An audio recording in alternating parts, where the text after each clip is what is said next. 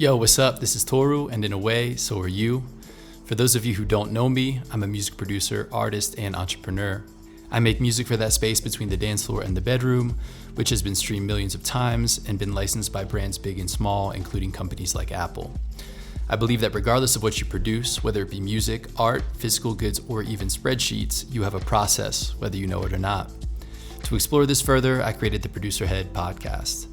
ProducerHead is a place to have conversations with other producers about their experience and process to share what works and what doesn't, to help each of us learn and improve our own processes along the way. Today's guest is JustJared, a New Jersey-based producer who has built an audience and grown a business through a body of work built on consistency.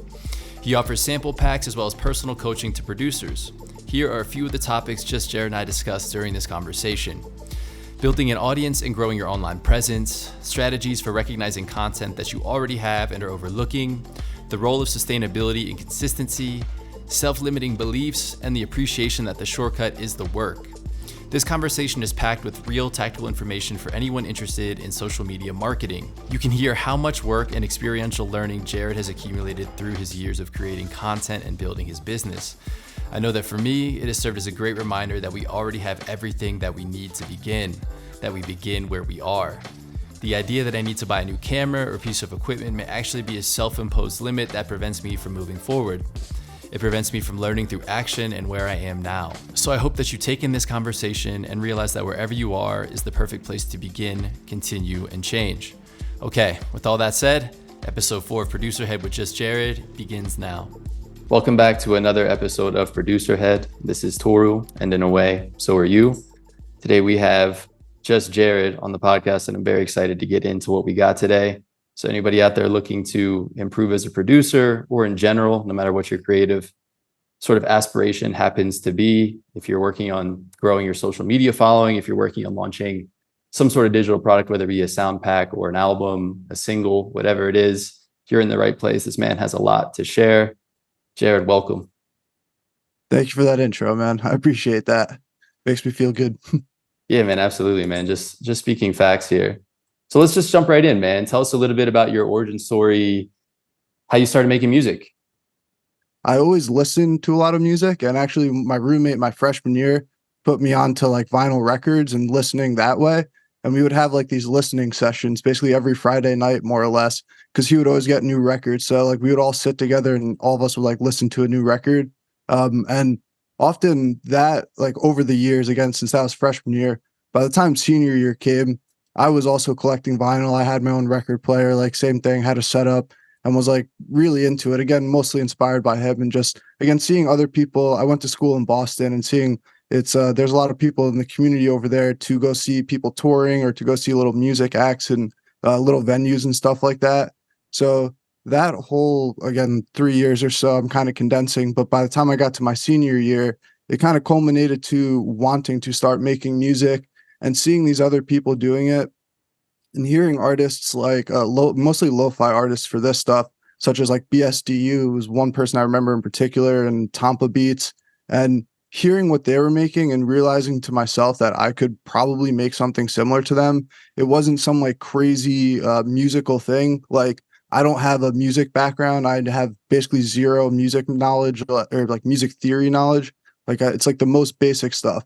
I always tell people like I just hit things because I'm a drummer kind of, you know what I mean? It's like I barely even know that much about that. I just do what sounds good to me. And that's kind of how it always came. But again, hearing them do it, hearing them use things like samples as well, made me realize that, oh, I can just make the drums and kind of chop up some samples and have fun with it that way and do some basic music stuff. You know what I mean? Like play a bass line over it or whatever, but you don't have to be super technical. And when that happened, again, so senior year, I started actually getting into music production. And the first thing that I actually downloaded was FL Studio. I found like a free version of that. And eventually, after messing around on that for about 3 months, I caved in and got a machine, which is still the same machine that I have today, the Machine MK3. I said, I'm going to like make this investment and actually work into like learning this piece of gear and learn how to use the DAW and stuff like that. And from there kind of took off and got a little bit more serious in terms of making beats and just making the music. And then by the time I graduated college and stuff like that, I was making decent beats. Like I could actually make a song, I could play some stuff through. And by the time about a year after that, I worked as a civil engineer. And when the pandemic and everything happened, that's when I actually started to get on Instagram and started to take it more seriously in the business stuff and do some of those things that you were talking about earlier with the packs and stuff like that. Mm. So that's kind of there's a lot of stuff that happened in between that, but that's the condensed short story version or somewhat short story Yeah. version of it. Interesting. Oh, so you studied engineering in college. Yeah, exactly. I studied Cool. engineering. I did civil, mostly like focused on a lot of like structural and geotechnical stuff was like what I enjoyed. It's dope, man. Interesting. Interesting. How do you think engineering influences the way that you think about making music? I definitely think it influenced me a lot. I look at it more as engineering is a skill set to me as an overall to being a creator, or being able to like create things or problem solve for anything. And Mm. what developed for me was reasoning and a first principles based system to again solve these different problems that I was facing. For example, figuring out how to learn music and figuring out, hey, what's like the simplest solution that I can create with the resources that I have and actually get to where I need to go. And it was utilizing different skills like that of just kind of different thinking methods from engineering and applying them to it. I wouldn't say it's like, oh, I learned all this different calculus and these different like static stuff for structures and I applied that to like music. It Mm. really like that. It was more just like this overall thinking that you can solve through any problem as long as you put yourself through it. And often people refer to this as like a growth mindset.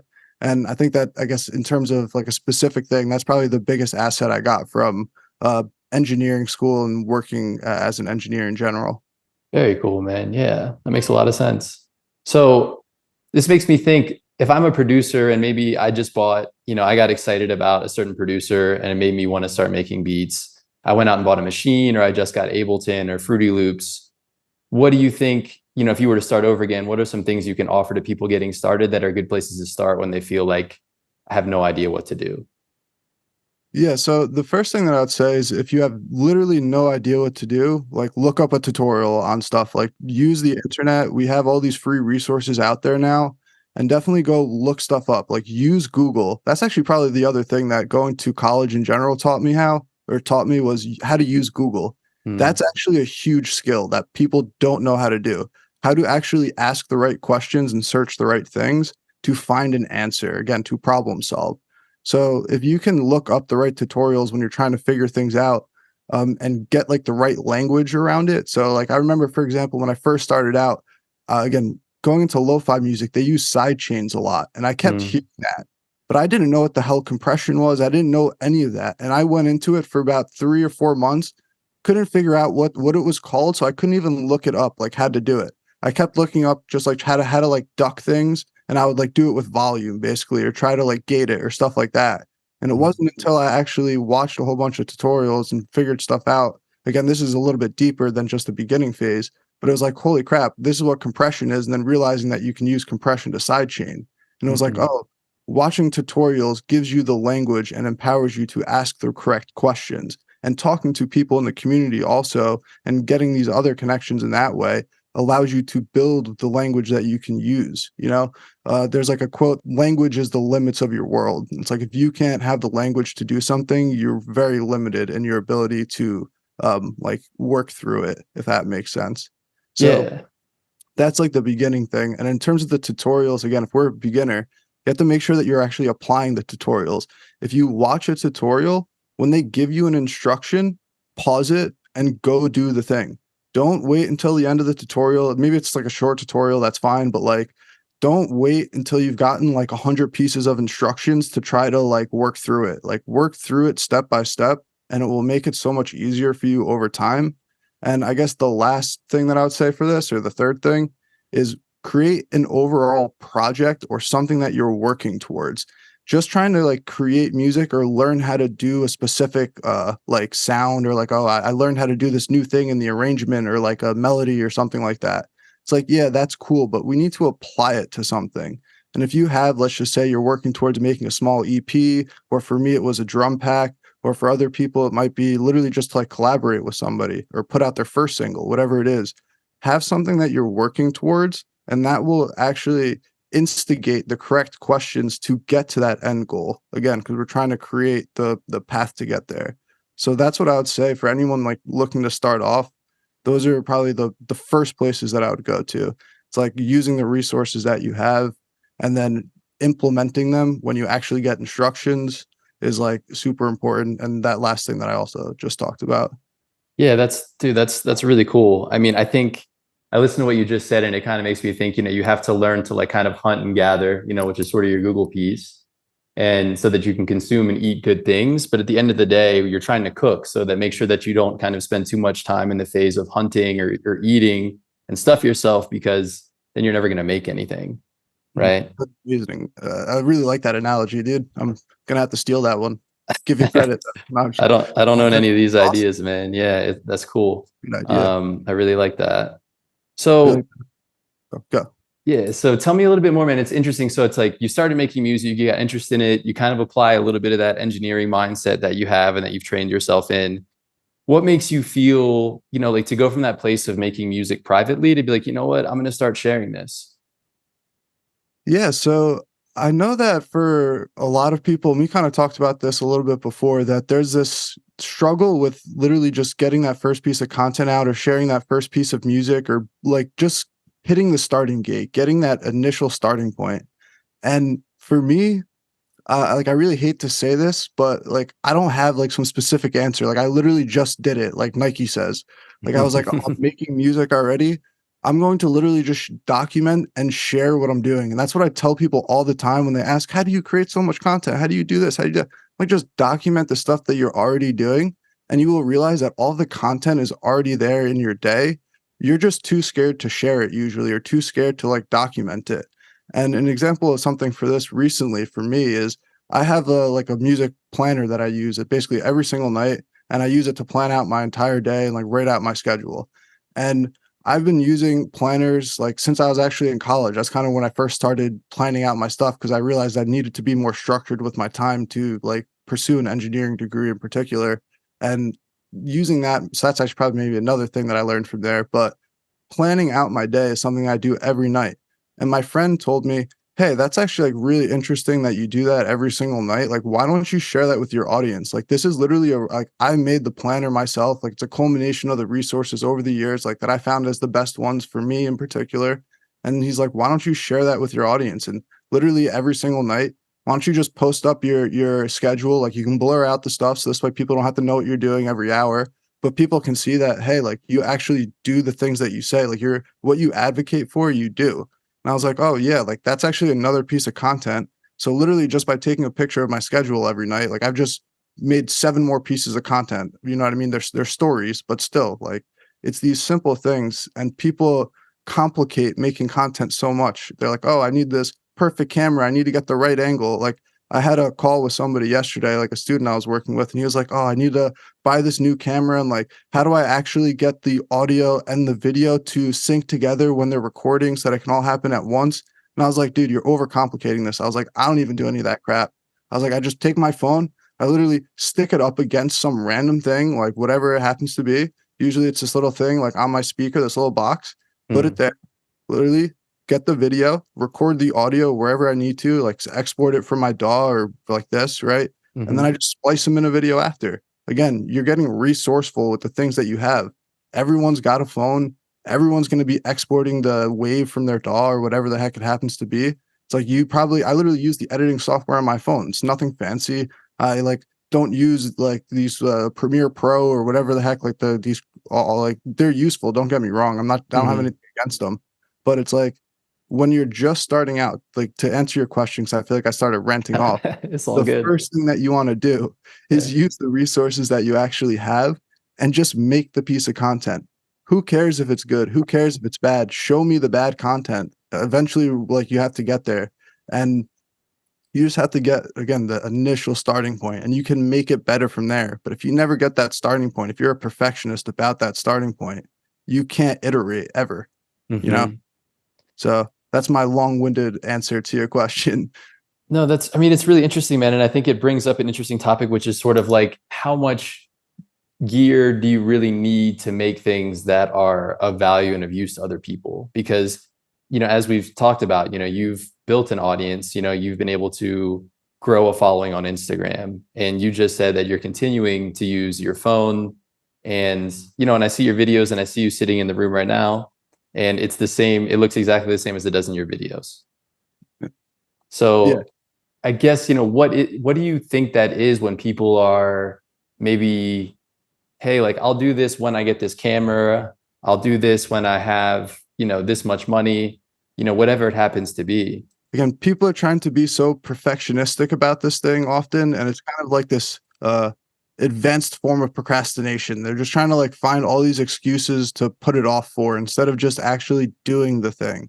And a lot of people, in terms of like the perfectionistic mindset, it's usually called like striving, but there's healthy striving and non-healthy striving. And usually when you're literally holding yourself back through these types of beliefs that you can't do it because of XYZ. Again, like you said, I don't have the right recording software. I don't have the right phone or camera to record on. I don't have the right DAW, the piece of gear that I need, whatever it is. It's like that stopping you is not helpful to you getting to your goal whatsoever. Mm-hmm. But it's just you telling yourself you can't do it and to procrastinate. So it's like, again, I'm not sitting here where I can say like, oh, I have the simple answer. Just do this one trick and the whole world like opens up for you or something like that. It's more of like people are literally holding themselves back from creating the content because they want it to look a certain way, but they don't realize that there's this gap between where they want it and the actual like taste or what they're creating, sorry, and where they actually want the piece of content to be, or what's sometimes referred to as the taste gap. And basically what happens is when you're first starting to create, you have this really low level of quality. Basically, it's like your first time making something, it's probably not going to be that good. Like it's not usually your magnum opus or whatever. But over time, it gets better. And what happens is at the start, you see these other people and you compare yourself to them and you see their content and you see other people that are already at the top and you're saying, man, I got to make the thing perfect like them. I got to make it look like what they're creating. But you don't realize that it's this entire path that they took to get to that point. They started somewhere too. And if you're resisting because of making that comparison, then you're never going to, again, get to that starting point. So I guess maybe specific answers, you have to, instead of comparing yourself to other people, compare yourself to where you were yesterday and just make sure that you're better than that person. And if you can consistently do that, as opposed to like looking at your competition and getting like angered by them, you can always improve yourself and get to that point where, again, you're creating that first piece of content and you aren't holding yourself back. It's just like one small step at a time. It's not these huge, like big leaps and bounds. How do you decide when something is good enough to share? Do you ever struggle with that? I let the audience decide. That's probably my simplest answer. They're an experiment. I have no idea what the audience wants. I can sit here in my room all day and I can make a million pieces of music and I can say, I think that the audience is going to like this one. I think the audience is going to like this one. It's got this crazy snare on it. Oh, this other one, the bounce with it, like the melody, super cool. But I'm going to sit here and I'm going to make 100 tracks. And if I never go to the audience, I'm never going to find out if any of them are good. Again, same thing applies with content. It's like, I'm going to make 100 pieces of content. They're all just going to sit on my laptop. I have no idea if they're good. Like, I think they might be good. And it's like, that's of value. Don't get me wrong. Knowing that your stuff is worth it is like what I call like the message behind it. You need to have good messaging, right? And like the art is your message. The content, it's like the way that you package that message. So it's like, you have to create, again, the medium really is like the content, and you have to package the message in a way that's communicated to your audience or given in a specific perspective or a specific angle where they can say that they enjoy it, if that makes sense. So it's like, if I never actually put the piece of content out there to find out if they enjoy it, then I can never get that feedback cycle to occur. And I can never, A, make my content better, or B, find more people like that and attract them back to me. You not only have to find your fans, like, and you don't find fans that are interested in your music, you get fans interested in your music, I guess is a simpler way to put it. I guess what I really like about that is that I think a lot of times people, and myself included, I think about, okay, when this is done, this song or this beat or this idea, whatever it is, then I'll share it. But the idea of that, like, nothing is necessarily ever done, and that you can actually share something wherever it is in a moment with other people, and the ability to share with all these people is to get all this other input. Of course, some of it may not be helpful, but some of it may be helpful and give you a sense of what people are enjoying or things that exist in your music that you can't even see on your own. Exactly. Yeah, you said it. You said it. And what I found it allows you to do is actually like save a lot of time in terms of what you're putting all of your effort into fully creating and fully fleshing out for those ideas. And I've kind of stolen this from seeing other creators do it and other like people in the space. But if you say, like for me, if it's a drum loop in particular, I make like drum packs mostly. I can put out a whole bunch of beats and I can have my drum loops in those beats, right? They don't have to be full fleshed out songs and stuff like that. Or if you're somebody who is trying to make full fleshed out songs, you can still put like 8 bars or 16 bars just out in a small 15 or 30-second snippet on a reel or whatever on Instagram or on whatever platform you use.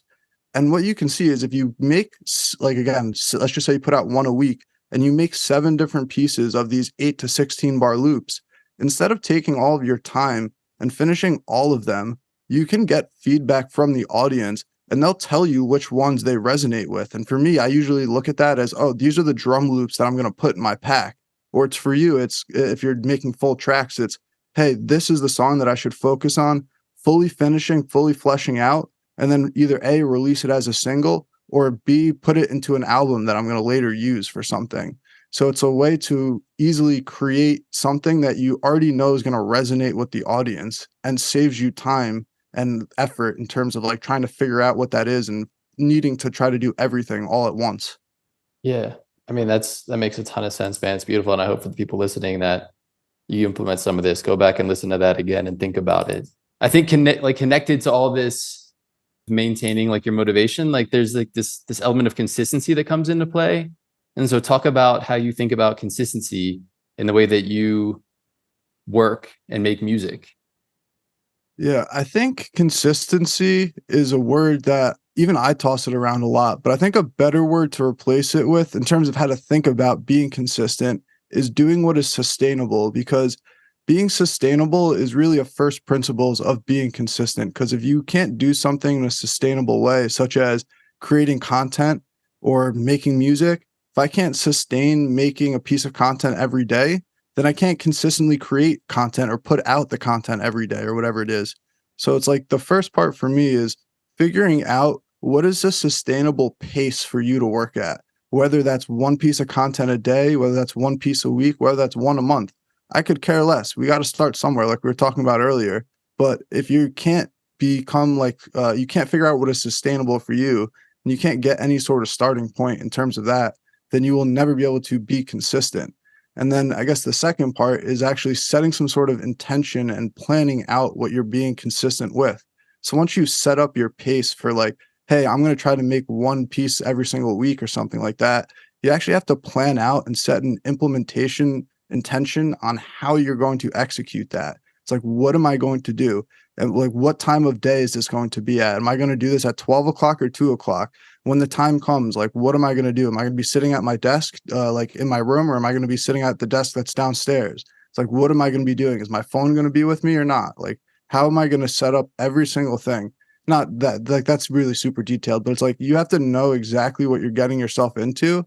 And by doing that and setting up that sort of routine for yourself based on what you said was going to be sustainable, you can then, like, the output of that for me is consistency. Because now you have a routine and a schedule that you can stick to and that you can actually do the work that you have planned. I love that, man. It's sort of like considering, consistency in relation to your own capacity and being realistic about what you can do and taking a more long-term view, right? And not being like, I have to be able to I'm starting today and now this is something I do every day. It's just kind of being like, all right, what are the blockers in my life, or where's the space that I actually have? How much time do I actually have? And how can I create according to that? What are ways that you think are helpful in somebody figuring out what their relative capacity is to be consistent, what sustainable looks like for them, and maybe anything that you've done or found for yourself that's been helpful in maintaining your own consistency. Mhm. Yeah, so I feel like this has been kind of a recurring theme so far, but we got to find like a specific starting place so that we can have some sort of data and like evidence to be able to work off of and figure out how we can again manage this over time and how we can consistently do it. So for example, if you're coming to me and you're telling me, "Hey, I want to try to start making a piece of content every single day or 7 pieces of content every single week." And that's what you want to do. But what the like your actual profile, if I go and I look at your profile, and this happens with a lot of people that I work with, they're literally showing me that they can only put up 1 piece of content every single week. And like that's what's on their actual timeline. And there's a system that you can create to go from 1 to 7. Don't get me wrong. But like you have to set a goal that's reasonable for yourself at like what you were just saying earlier and making sure that it's aligned with what your capacity is to do it. And what that looks like is starting off and instead of let's just saying like 1 to 7, right? There's sometimes where you know that there's a specific system that you can use to get to that gap. But if you don't have anything in place and you're just trying to do like some sort of increasing the volume, right, based on your capacity, you want to like incrementally gain from 1 to 2 pieces and then 2 to 3 pieces and 3 to 4 and make these small improvements over time and consistently get evidence and data that you can do it. There are things that you can also add on, like I was saying, these systems to go from 1 to 7, such as these things like recently Chat GPT was released, right? And people were going like on a frenzy about that and like how that can produce so much stuff. And personally, I haven't really used it a whole lot, but like that is maybe one thing that you could do if you're producing content that's related to that, where you can go from like 1 to 7. Or if you have some sort of content system, which is more what I actually do, where I use something called the hub and spoke model, which is inspired by this guy named Alex Lieberman and also, I guess, Austin Reef from Morning Brew. And it's like if I can have this one hub piece of content similar to a hub and spoke on a bike, and then spoke out all of these smaller things from this one hub piece, then I can create from one hub 7 pieces of content. I see a lot of producers that will make one song, which is really a hub, and they'll make 1 piece of content out of it. They'll go 1 for 1. And that's not, again, if we're trying to increase the capacity, you need a system to do that, or consistency rather, not capacity. If you want to increase the consistency on the same capacity, what you can do though is instead take 1 piece, like one song, or in me, it's like one loop or one pack, and figure out how can I make a whole bunch of content out of that one thing. If I can make one song a week, instead of only putting out 1 piece of content out, how can I make 7 different spokes from that one track, 7 different content buckets, so to speak, or angles that you can see the track from, and show those off and basically create 7 pieces of content from 1 piece. So again, there's ways that you can leverage the amount of content that you're creating where you don't need to increase your actual capacity to create. But in terms of actually like doing that first thing that you talked about, I would say making sure that you make these small incremental gains based off of data and evidence is huge. What I love about this is I think it helps producers, maybe pause for a second and appreciate making a song or a beat or whatever their music is, and appreciate how much is in that and how many different ways you could share it instead of, I don't know, because I think it can lead you to this place of maybe discounting, your music and feeling like making a song isn't enough, but instead realizing like kind of how much exists in one. And how many people don't make music and understand, how much you put into making that song. So I really like that in terms of trying to really think about really appreciating it and stretching it in like all of the different ways that it can be, I don't know, shared with people and maybe show them things that they don't know about it, because maybe some people don't hear some of those details and would appreciate it. Yeah, you said it for sure. I think it's making all those little details more known for people. That's what's up, man. You kind of have brought up this little distinction, I think, a little earlier around kind of content versus your art or your music. And tell us a little bit more about that, because I think that's a really interesting and important distinction. Yeah, so I think this idea came to me, and I might even be getting this guy's name wrong, but I believe his name is Marshall McLuhan, I think is his name, or something like that. Again, I could be getting this wrong, but he wrote this book basically saying it's like the medium is the message. And it made me realize that your art and the content that you create or the package that you put that art in, or in his case, the medium, is completely different than the message that's going behind it. So it's like when I sit here and I sitting at the desk that I create my music at right now, when I sit here and I'm creating music, I'm not thinking about how am I going to make a piece of content out of this? Like, no offense to my audience, but like I could care less about the piece of content that I'm going to create when I'm making music, or like when I'm recording something on the drums. Like, I'm focusing on recording the drum loop. Don't get me, or like how the drum loop will sound and stuff. And like that does affect the content at some point. But it's like I'm focused on making the music, like the actual art behind it, what I'm trying to put into the art. What is the message? Is how is what, again, I could be getting this guy's name wrong, so I hope I'm not, but Marshall refers to it as, where he's like, okay, here's the message behind something, but how can I package that message? So now that I have the drum loop recorded, I have the track made, whatever it is, the final file, I'm like, okay, this sounds good. This represents what I want. How can I take that and bring it and package it up, that art, that message, and put it into a medium and distribute it to my audience and make it actually connect with them, make it make sense to them? Because most of the time people have this messaging with their music that's complete gibberish, and it's so confusing and nobody knows exactly what to do or like what they're representing. And it's like, you need to have somewhat succinct messaging to be able to get your point across and be able to, again, take the art that you're making and the message that you have and use it to get across that message, right? It's like you have to have this overlap between the two parties, between you and your audience, where it's like that, like Venn diagram, so to speak, where they overlap, that is where the connection is made, and that's where the content is created, in the overlap. That makes sense. But the art is the whole thing. Yeah. How do you also, do you happen to remember the name of that book you were just talking about by Marshall? I want to share it with the people in the notes if we can.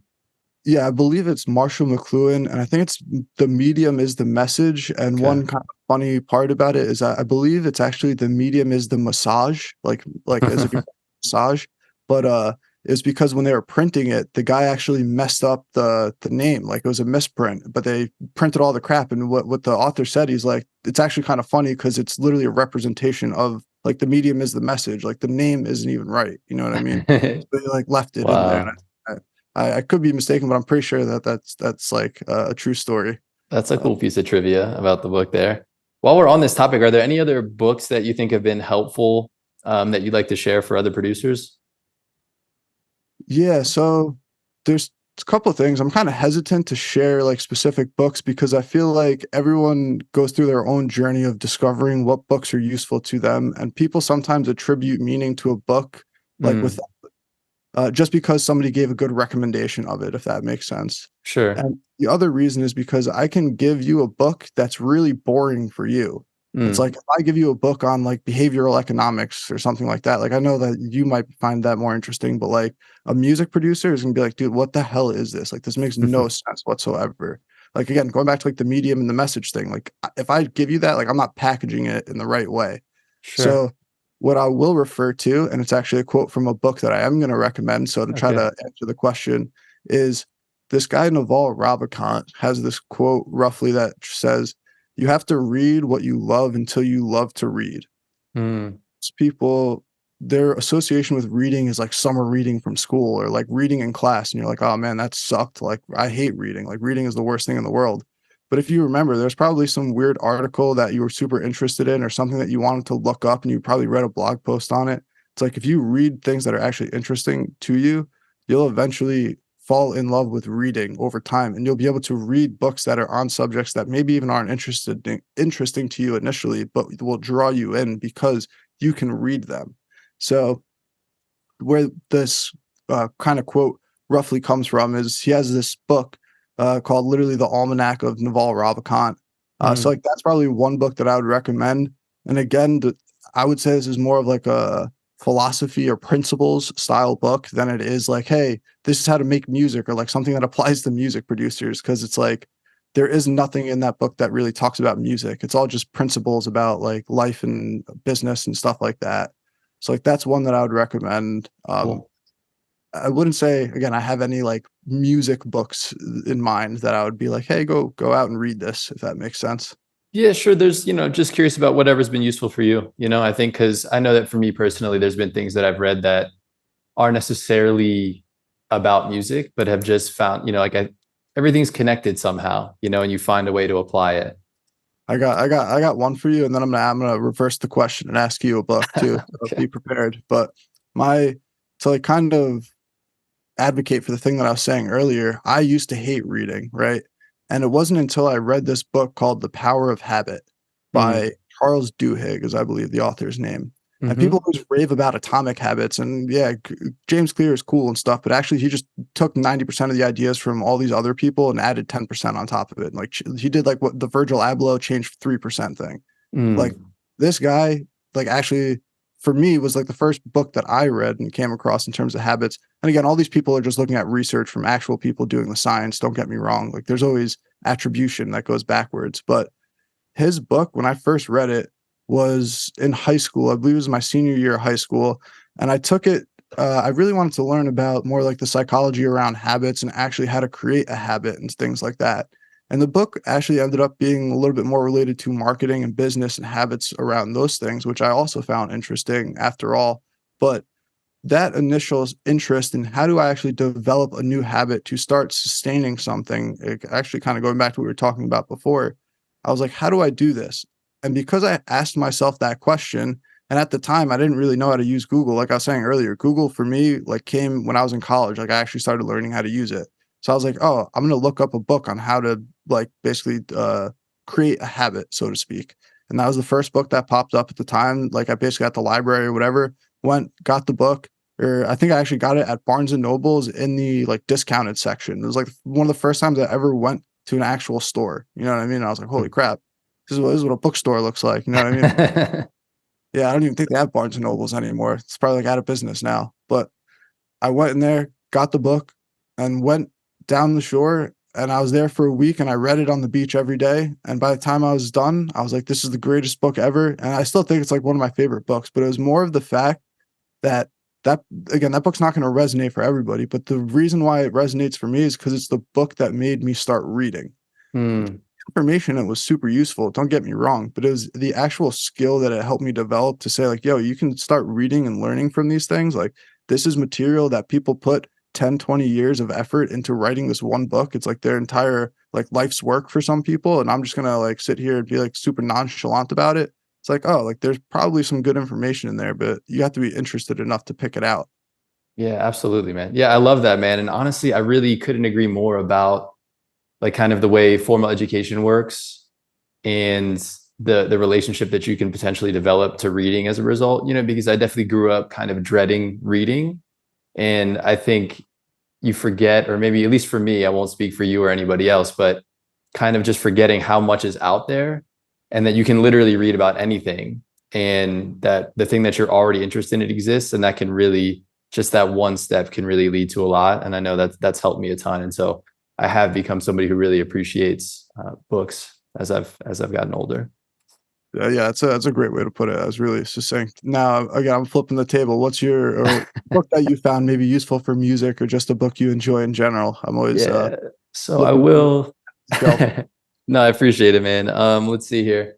I think, as you mentioned when we talked offline before, and we got into that behavioral economics thing really randomly. I really the Undoing Project by Michael Lewis, I think, is an incredible book. I think he's somebody, I guess it's sort of like people call it creative nonfiction or something like that.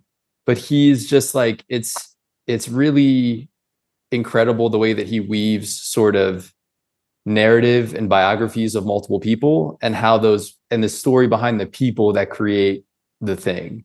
And so it's not necessarily just about the science and it's not necessarily just about the people. You kind of learn this really holistic thing. And as a result, it's sort of like a small little piece of history. So I just really, really enjoy, I think anything that I've ever read by him, because he also wrote The Big Short, you know, like things that have become movies, Moneyball, like all of these things. So highly recommend, if you've enjoyed any of the movies that like any of those movies, that you go ahead and read anything that's kind of behind it. I think one of the single most impactful books for me as a producer was Robert Greene's Mastery. That's probably like one of my all-time favorites. Like his style and ability to like, it's sort of like a really cool way to learn history too. I really, really just enjoy what he talks about, and it's just been really inspiring and informative to me. So those would be the two, I think, off the top that I would recommend. Definitely gonna have to read the Mastery. I have definitely add to that one for you. That's a great book. Yeah. totally agree with everything that you said on that. And I'm gonna have to add the undoing project, right? Yeah, exactly. Yeah, definitely gonna have to look into that one. Yeah, it's Appreciate a the really, recommendation. no, for sure, man. I appreciate you asking. And I think it's cool because I think largely it's sort of about, the way that our biases and our experiences can kind of limit our ability to handle a situation well, or to assess the relevant information well. It's pretty interesting. All right, man. That's enough from me. Back to you. I think what I'm curious about is like, you've been doing this content for a while now. You've been making music for a while now. And I'm wondering how your measuring stick of the way that you evaluate your content has evolved. Yeah, so I think a lot of people start off with this. It's like, how many likes am I getting, basically, or how many people are just like coming and following me and stuff like that. Mm-hmm. And those metrics are definitely useful for feedback and stuff like that. And I think what happens over time is you get enough data to work with where you're getting enough people that are liking and following your posts and stuff, that other metrics begin to arise that take precedent and are more important to begin tracking. So, for example, if you're beginning to grow enough of an audience that you want to release a project, you might say, hey, how many of these people am I converting from my following to actually buying something? Or making them go from following to an email list also is another one. Or, for example, if you have an email list, how many times do you send every single week? Like, that's a metric to track. How many people are actually opening the emails? How many people are clicking through? Like, these are metrics that start to kind of stack up over time. Even things like getting a rough percentage of people that come to visit your profile to people that follow you, getting that conversion rate.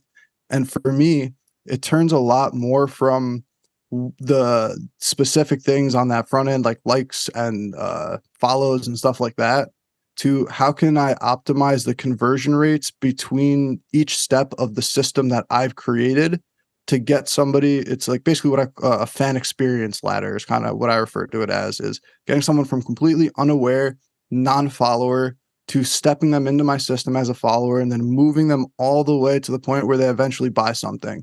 Not everybody goes through the entire thing. Some people just stop at the follow. Some people never follow. Don't get me wrong. That's perfectly fine with me. I have no problem with that.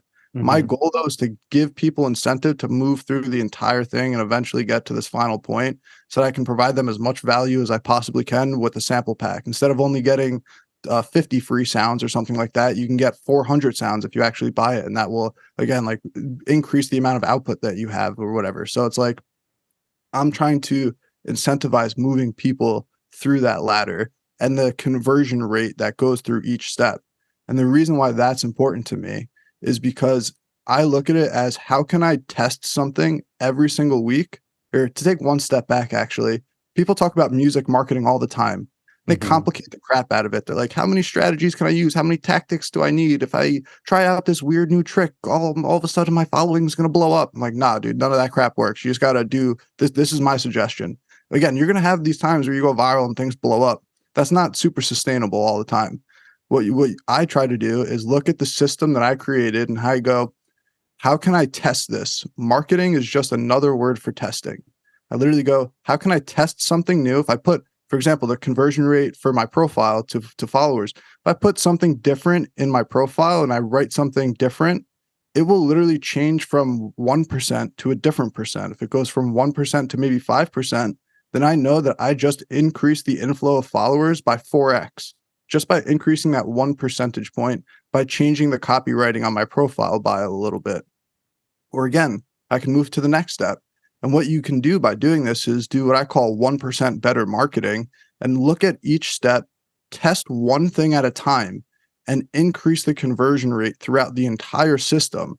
And what you do is you can work on one step and compartmentalize, instead of what a lot of producers try to do is they wear every hat at once. They're like, oh, I'm going to be a business person. I'm going to make content. I'm going to make music. I'm going to manage it. I'm going to do XYZ. Like, I'm like, no, do one part of the system at a time. Make that one part of the system better. And that 1% will actually increase the whole output. You know what I mean? Yeah, absolutely, man. I love that. I love that. Like, I mean, again, it's like you can really, I feel like, see some of the engineering mindset in here, right? You have the overall system as well as its underlying components and how each of them play in. And you're like kind of learning how to pull the levers individually within it. It's cool. Very cool. I appreciate you saying that. Yeah, I Yeah, think man. the levers, like you said, that's a good description to use. Right on. So let's go like talk a little bit about social media, man, because I mean, I know that's how I originally discovered you. And I think it's really interesting to see your trajectory over the last couple of years. You know, it's really incredible what you've built and what you continue to like kind of offer people, both, as you said, from an artistic and musical perspective, as well as a content perspective. So let's talk a little bit about in general, just using social media as an artist. You know, what do you think, what role does social media play as an artist? I think social media is the easiest way to connect with your audience, and it is one of the best distribution services for getting your music heard. And I think people really underestimate the value of having social media as a resource if you're using it the right way. A lot of people use it the wrong way, but what happens I see is people don't understand that it's literally just a like resource to make people aware that you exist. It's not really a resource to use to try to like sell people all the time, if that makes sense. Mm-hmm. During launches and during like big releases, like yes. But really what it is an engine to distribute and get your music heard and get people aware. And what you can do from there is have this direct connection with the audience that you're trying to pursue and be able to do things like, for example, have these types of conversations where it's literally one-on-one, right? Or like if we're in the messages, like that's one-on-one, or even in a comment, right? Like you're chatting with the person, so to speak, even though it's public. Mm-hmm. A service like another distribution service like Spotify, which is what basically all artists go to, and they're like, "Oh, I'm gonna become like huge on Spotify. I'm gonna get millions of plays." Blah. And I'm like, "Oh my god, that sounds awesome." You know what I mean? Like, don't get me wrong, but Mm-hmm. here's what happens: you're distributing to, even if you get distributed to 100,000 people or whatever, you're only getting paid 0.007 cents or like some really minuscule amount. I don't even know what the percent is because I don't use Spotify like that. What Mm-hmm. I do instead, and what I tell everybody is, hey, we have these services where we can distribute it ourselves. You can literally host a website yourself now. You can sell directly to your audiences. And great examples of this that I always give is that Nipsey Hussle sold an $100 mixtape. Makami basically did the same thing with a very expensive album. But by selling directly to your audience, you don't even need to sell an $100 thing. My sample packs are $30. Like these things aren't insanely priced, but you can sell directly to your audience. And even if you convert 1% of 1,000 people, that's 10 purchases. And you might get less than 1%, but I'm just making the numbers easy for right now. Like that's 10 purchases on a $30 album or a $30 pack. That's $300 versus if you got 1,000 plus views or 10,000 or 100,000 listens, like you're probably still making not much money, and you had to do 100x the work to get that often, or try to grease the hands of playlist curators, or try to get along with some label, or send out some crazy outreach. And instead of outreaching to them, like these big people, maybe you just outreach to people to collaborate with, and again, just like doing your audience building that way and stuff like that. There's all these social ways that you can do it where you don't need to use a distributor like Spotify nowadays, and you can go directly to your audience, but nobody is taking advantage of these platform inefficiencies yet. And so like until artists understand that attention is the new oil, that is when they will realize that they can actually make a career just by making social media content. Really interesting, man. What do you think it is that draws people to be more concerned with growing a number on Spotify as opposed to maybe developing and selling products directly to an audience? People aren't going to like my answer for this one, but so what do you think looks better? Somebody that's getting 100,000 like monthly listens or whatever versus somebody that's only got like 5,000 followers or something like that, right? People look at it as a status thing often. They're like, I want more listens because it looks better. And it's like, it's a really, again, I don't think people are going to enjoy that answer because that's not everybody's thing either. I don't want to, I'm like being really blanketed with this statement as well. I want to make sure I make that discrepancy, but it's like people would prefer the status of having a big number rather than actually connecting with their audience and doing the second part, which is what I also think is why people would rather do this. The what you're saying is like, no one likes to sell to their audience. People think of sales and they literally associate it with like bad, like negative thinking. And it's like, so nobody wants to sell to their audience. But what do these artists do anyway? If you go on anybody's YouTube channel, what does every single person have? What, like if they're not selling something themselves, what do they all have? Ads. ads. And what else? What do they usually say? They stop in the middle of the video and they go, oh, but wait, what do they say? Thank you to sponsors. So, bingo. okay, They sure. all just say, I'm gonna like not associate myself with it. I'm gonna outsource all this. I'm just gonna, again, this is a good model for sponsorship. Don't get me wrong. But it's like people are just like, I'll let them sell the product. Like this way, it's not my fault. Like I'm gonna sell for them and you're just getting used. You are literally just a middleman as a sponsor. Like if I'm paying you for an ad spot or for promo, or these bigger companies are paying you for ad spots and promo, all it is because they know that they're gonna make money off you. It is the simplest thing. It's a win-win situation because you make money too, but they're probably making 3 to 5x what you're making. You know what I mean? Like I know every hour that I worked, like I worked in a consulting engineering firm. And like for my design work, I know that every hour that I build, my boss made 5x that, or like not my boss, like literally the company that my boss ran. So I was like, him not even doing any work, just leveraging my labor, he 5x'd my salary and got the 75% margin on my work. So it's like they're doing the exact same thing.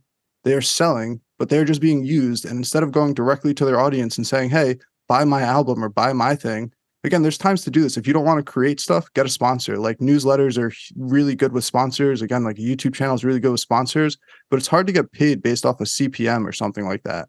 Like you need to know your numbers if you're doing that type of stuff. It's way easier to just sell directly to the people, in my opinion, in my specific opinion. And that's what I found more easy. So I guess to your point about using Instagram as like appreciating it as a distribution platform and a way to build awareness around what it is that you're trying to create, what are some of those main pillars maybe that you think are important that producers or creators of any kind are implementing?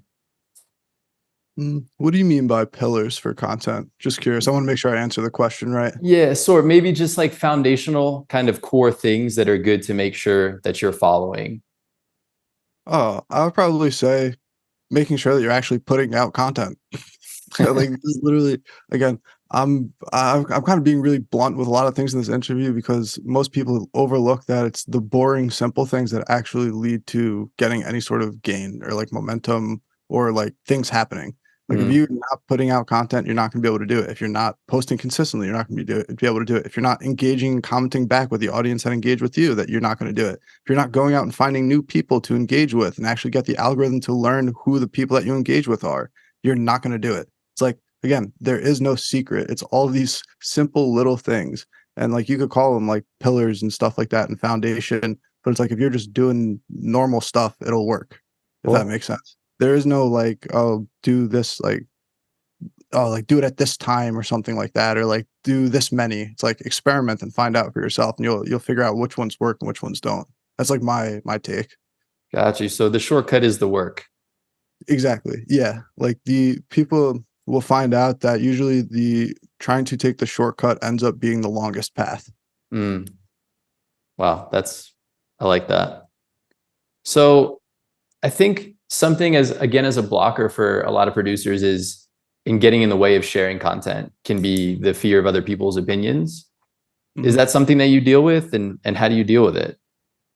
A little bit. I like don't really think about it that much anymore. Like I don't want to say like I don't deal with it at all again, but it's something that I literally try to be unconsciously aware of, if that makes sense, where it's like if I see myself thinking about it, like I'm trying to condition myself to say like that's like is that really worth your brain power? You know what I mean? Am I really gonna let this other random person dictate like how I'm gonna make something or like create this thing? And an example that I've heard given for this is like if you go to play a show, right? You go to play a concert, there's 100 people at the concert. It's like your first opening event or something like that. When you go there, you're going and you have one reputation of yourself. Like you know what you are. When you go and you play, you're gonna leave that event with 100 new reputations in the audience. Some are different. So are you gonna let all 100 of them dictate how you represent like the one or like the content or like whatever? It's like, oh, it's like kind of silly to try to please them all or to try to do that. It's like, oh, just do whatever, like whatever you're gonna do anyway. You know what I mean? Yeah, no, that's a really cool analogy, man. I like that. I think that's a really good way to think about it. We can't control what anybody's going to think, and we can't even ever really know. So I think it's a really a really cool thing to think about. Is there anything that you would encourage people to avoid? Is there anything that you see out there that you're like, this is content that the world doesn't need to see, or these are tactics that are a waste of your time, things that people can avoid so that they're spending their time on the right things? Yeah, kind of. I would say no content is off limits. Well, actually, other than like obviously things that are like not safe for the platform, so to speak. But it's like you want to experiment as much as possible and try to see which resonates. So I would say in terms of like what you're creating, like try whatever, like literally try all new things. You know what I mean?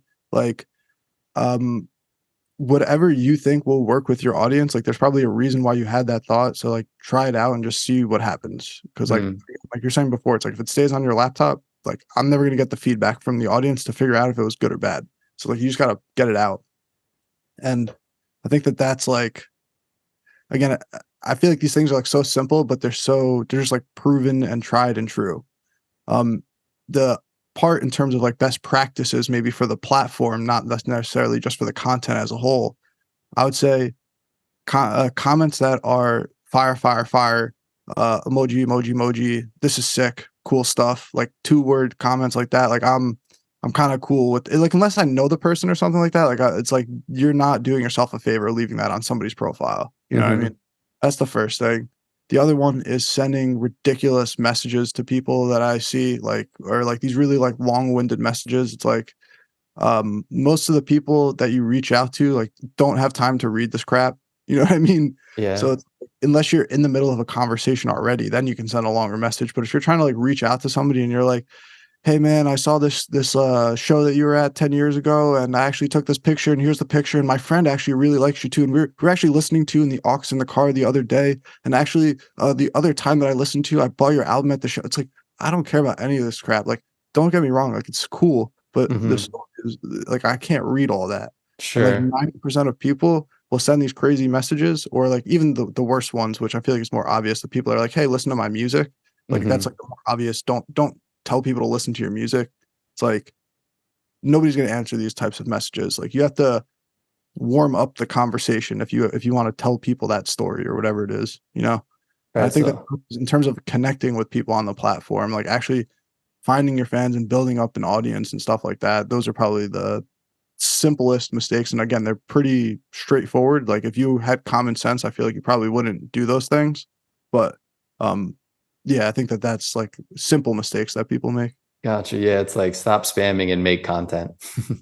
Exactly. Yeah. Like if you Yeah. took that time to make content or make genuine comments or make genuine messages with people and just start real conversations, like that's way more worth your time than trying to do this crazy quantity. You know what I mean? Sure. Quality and connections is better, but quantity is better in terms of content. Like the more content that you make is better, because over time quality becomes quantity, or quantity becomes quality. Sorry, with content and music.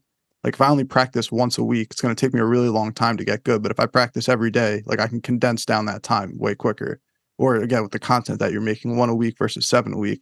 But with the messages that you're sending, I would rather go really deep in a conversation with somebody and send one person 7 messages than send 7 people 1 message. You know what I mean? Absolutely. It's like stuff like that and create a conversation that's way more worth it. Like going deep in conversation and connection in quality connection is like what you want to leverage. Absolutely, man. You know, and that's why we have you here. So I appreciate you sharing that, making the time. Same back to you, my dude. Yeah, right on. So I got some little quick hits to wrap this up with before we jump into those. I did want to ask you if there's any kind of upcoming projects that you're going to release that you wanted to share with us. Yeah, so right now, the only thing that I'm really starting to release is a community that we're starting to run, just a producer community. It's called the Music Momentum Community. And it's just a place where I'm putting all of my resources, such as that Music Momentum Planner that I was talking about earlier. And also just made like this, it's basically 7 frameworks that will help you to start releasing your music and start creating content. Some of the things that we talked about today. And I just called that the Music Momentum Guide. So it's like different resources like that, and as well as weekly workshops and Q&As and like live events. And I'm just trying to basically make this community for like-minded producers who are all trying to kind of grow together, especially doing things such as grow by creating content for the most part and trying to like leverage that in particular. So we can all just kind of help each other out and grow together is my next endeavor. Yeah, that's beautiful, man. I love it. Let's go ahead and jump into some of these quick hits here. Let us know. I Right. know you mentioned that you started out on FL and Machine, but what are you using now to make music? Yeah, so right now I'm still using Machine, but I'm Cool. using Ableton also for most of like the arrangement, and also for anytime I really do like sound design stuff or stuff for my packs, that's mostly done in Ableton, if that makes sense. Like exporting Gotcha. single sounds or stuff like that. If I'm making a loop, like I'll make that in Machine, like for like the MIDI to be able to drum it out and things like that. Or if I'm like recording the acoustic kit behind me or just recording sounds, I'll do that in Ableton because the arrangement view in Ableton, I don't know if anybody else has ever worked in Machine, but it's like the arrangement view is not very good in Machine. Machine for Mm-hmm. me is very good for making the loop and making like the beat aspect of it. But to actually add in other stuff, or for example, to do some of the sound design stuff for packs, uh, I find the Machine a little bit limiting for that in comparison to something like Ableton, which just has a lot more features. You know, they're different Absolutely. purposes, I feel like. No, for sure. I hear you. Yeah, I love Ableton. I did start on Machine as well, though. Hell yeah, dude. Another Machine Yeah. you Yes, sir. What's your go-to sound or instrument? drums. Is that a appropriate answer? Hey, there's no wrong answers here, man. We're just getting to know you. Go-to plugin. Oh, probably the UAD SSL G bus compressor. After Right on. figuring out what a compressor was, definitely like changed the game for drums, especially, you know. And Yeah. I did start off with that plugin too. It took me some time like to actually get a Apollo interface, for example, and then get that plugin. But that was Right. something that, I had like basically I think I had like the Waves version of it before or something like that. Gotcha. Yeah, First man. I started. used to have the waves too. Yeah, Um, I just love that compressor. I mean, there's a lot yeah, of it's a classic. Yeah, yeah. absolutely. Absolutely. What's your favorite piece of gear? Probably the Machine.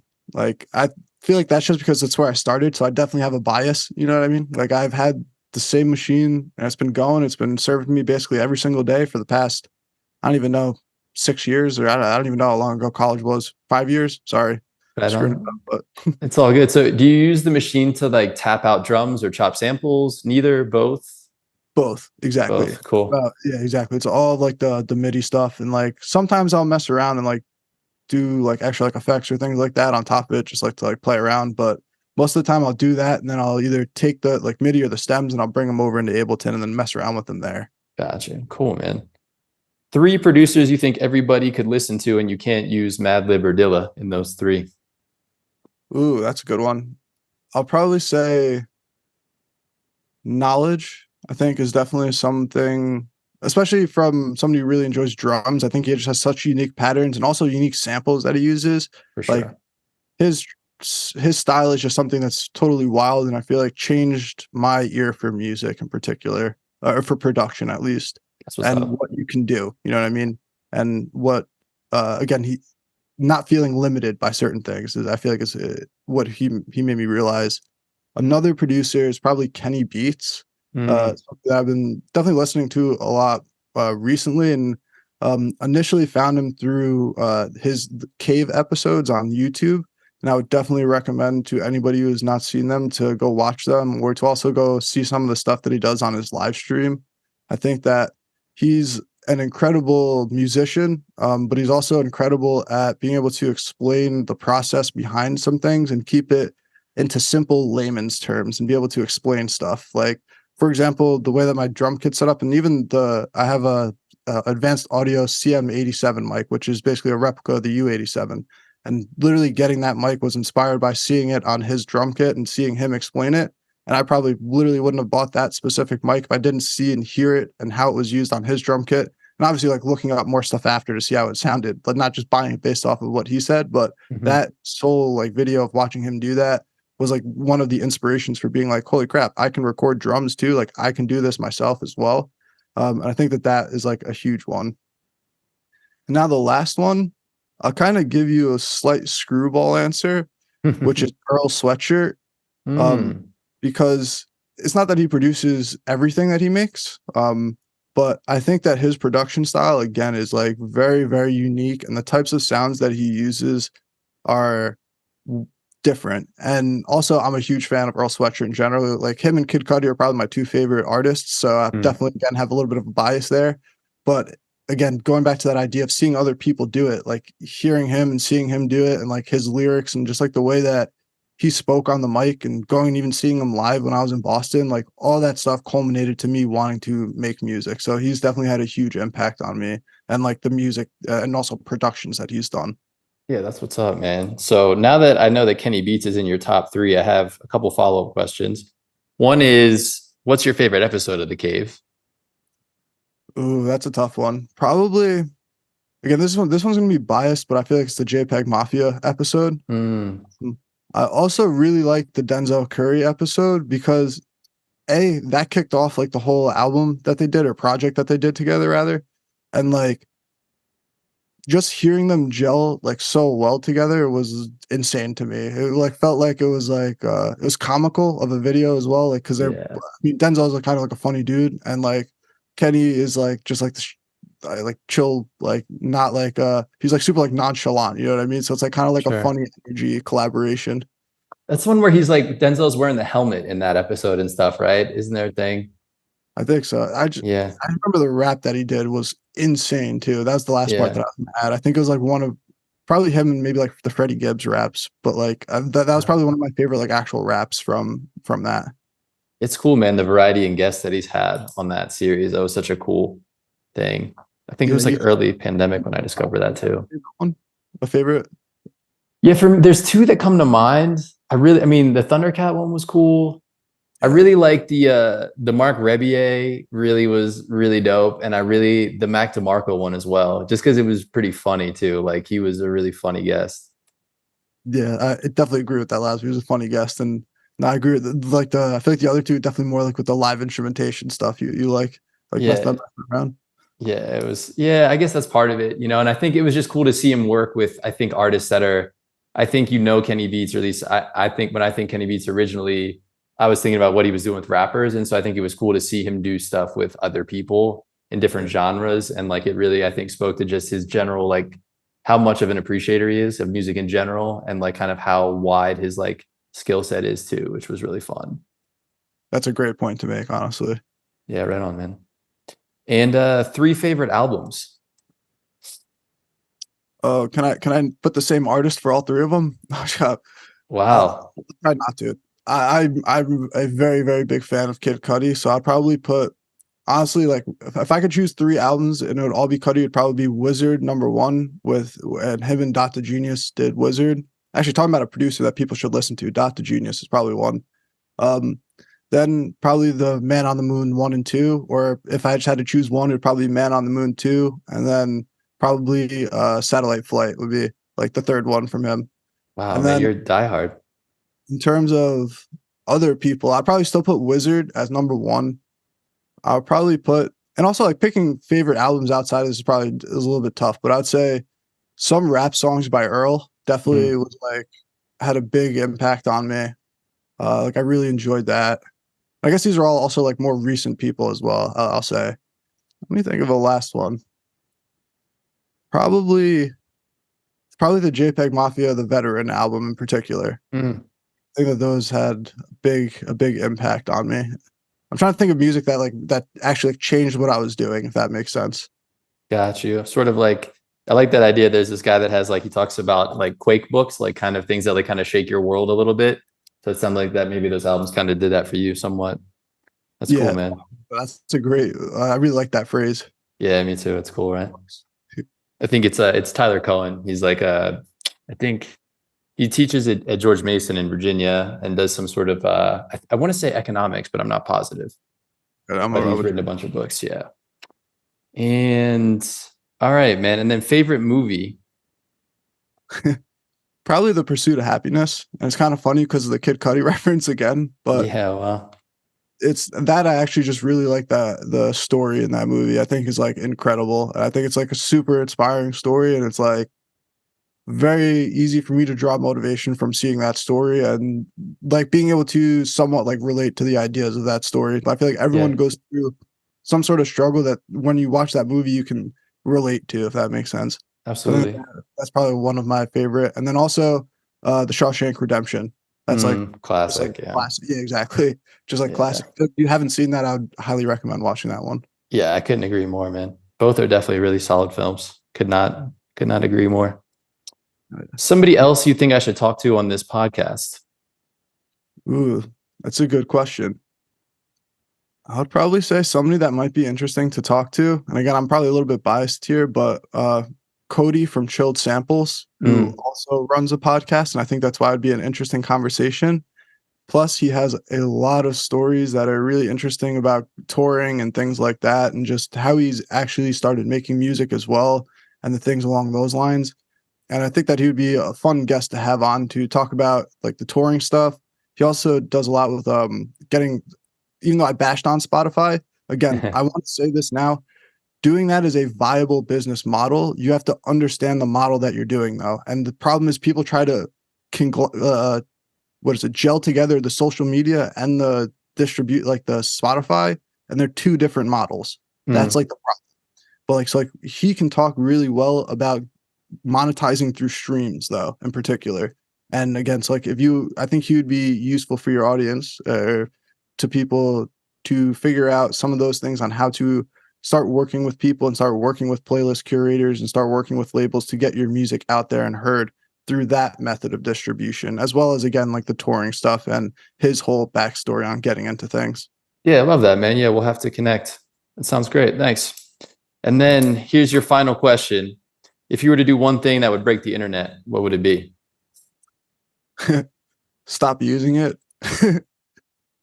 I mean, it sounds really dumb, but I would probably like, if I don't use the internet, it's broken to me. Like I don't like, ignorance is bliss. That's what I'll say. You know what I mean? Yeah, so I guess it's a really dumb answer, but I think there's like, you can't just like unplug the internet, but it's more of the sentiment to me that if one person stops using it, then somebody else can stop using it. And you can start the crowd and you can start the network of realizing that these things aren't necessarily the most beneficial for our health.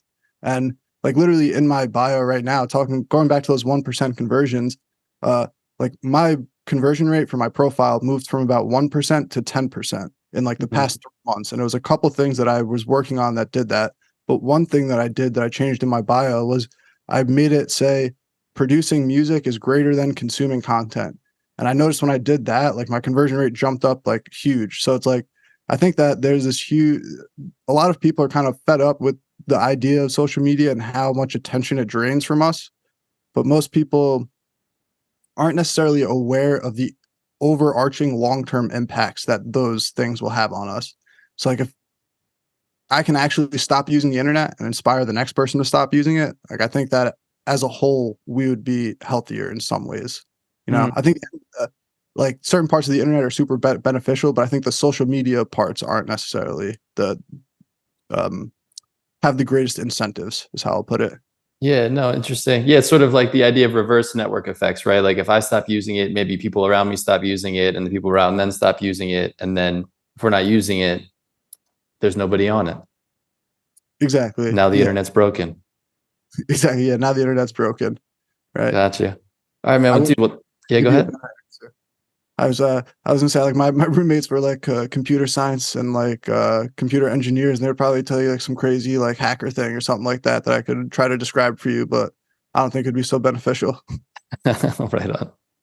All right, man. I thank you so much for your time, man. I mean, it's just like clear how much work that you've put into all this, and as a result, what you've been able to build. So thanks so much for sharing some of the tips here.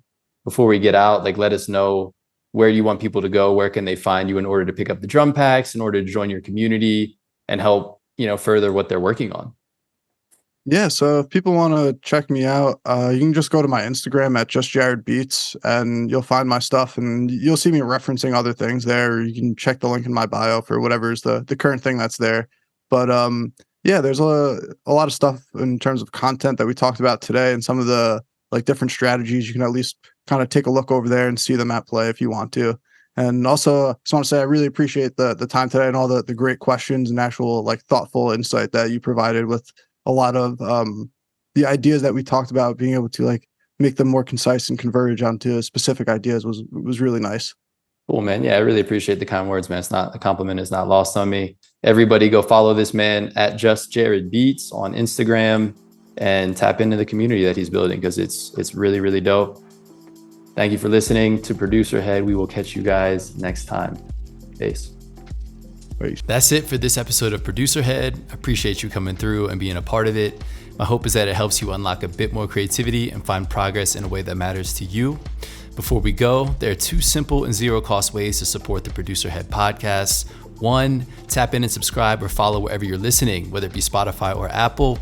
2, if you haven't already, drop a review on Apple or Spotify.